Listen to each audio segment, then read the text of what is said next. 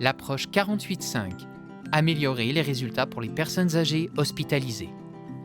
Les personnes âgées qui présentent 3 des caractéristiques suivantes sont considérées comme étant frêles: démarche lente ou mal assurée, faiblesse générale, perte de poids, activité réduite et épuisement. On estime que plus d'1 million de Canadiens sont frêles et vulnérables aux mauvais résultats que peut entraîner leur hospitalisation. L'échelle de fragilité clinique établie par le Dr Kenneth Rockwood est un outil utilisé pour résumer le niveau global de forme physique d'une personne âgée après son évaluation lors d'une rencontre clinique. En se fondant sur cette échelle, la Dr Janet McElhaney a créé cet outil visuel. Lorsque les personnes âgées deviennent très malades, leur score de fragilité clinique augmente. Le but du traitement est d'aider ces patients à retrouver et à maintenir la forme physique qu'ils avaient avant de tomber malades. Par exemple, lorsqu'une personne âgée se présente à l'urgence, elle pourrait avoir un score de fragilité de 7. Toutefois, il y a 3 semaines, ce score était peut-être de 4. Notre but est de redonner à ce patient le score de fragilité de 4 dans un délai raisonnable. En d'autres mots, nous voulons aider ces patients à retrouver leur forme de base. L'état fonctionnel d'une personne est défini selon sa capacité d'effectuer les activités de la vie quotidienne de façon autonome et il englobe les fonctions physiques, cognitives et sociales. Il y a 2 catégories d'activités, de base et de la vie domestique.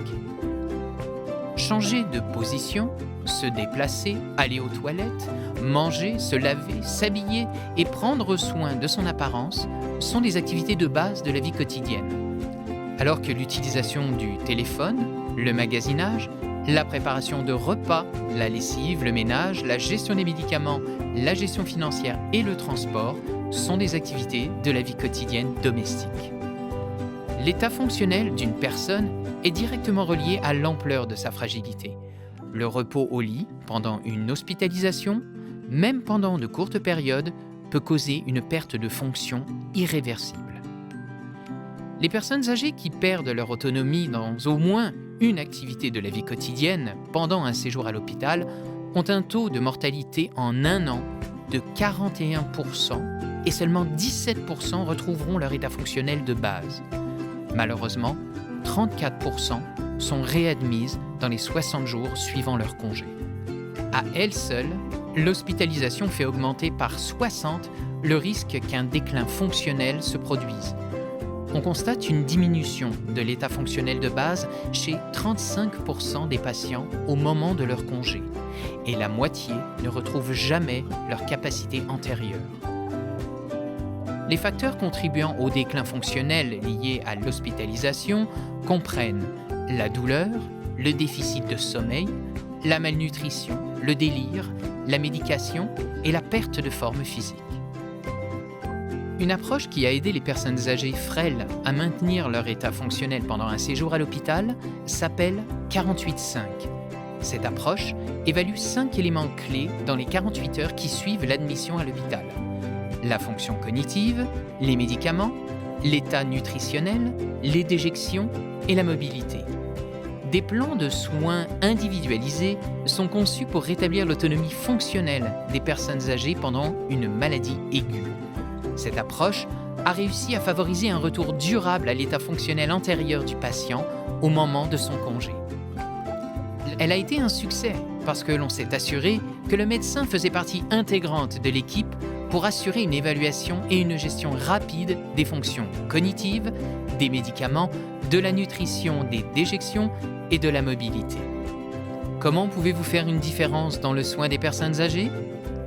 Dans les 48 heures qui suivent l'admission d'une personne âgée hospitalisée pour une maladie aiguë, abordez les 5 éléments clés suivants. Premièrement, fonction cognitive. Quelle est sa fonction cognitive de base ? Est-elle en situation de délire ?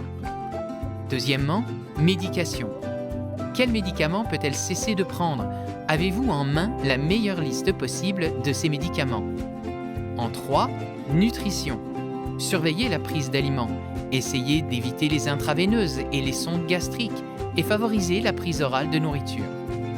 En 4, déjection. Est-elle constipée ? Fait-elle de la rétention d'urine ? Avez-vous établi un plan pour cesser l'utilisation d'une sonde de Foley?